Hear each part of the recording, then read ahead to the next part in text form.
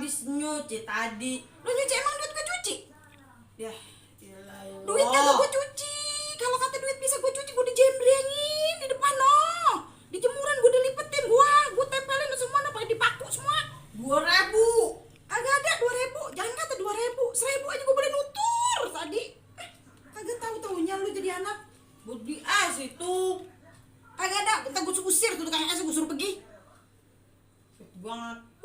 Ayah. Biarin, gue pelit, orang gue agak pelit, gue agak kaya, apalagi gue pelit. Jangan deh, pantas kita yang kaya, Mak. Nah, jadi anak.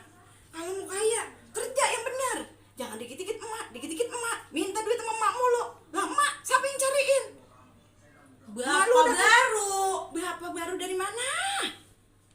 Pakai bapak baru, baju baru banyak. Bapak baru mau kagak ada yang bisa beli. Paham lo?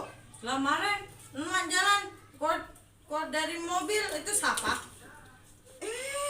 Itu kapan emak lu numpang mobil tukang ojek, tukang anuan, supir taksi online, itu kayak ngutang.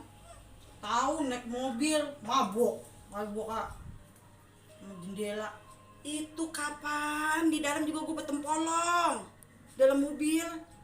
Gue takut, gue malu kalau gue nggak mabok ketahuan sama supirnya, ditempolong gue umpetin. Dibagi duit itu dulu. Agak ada duit.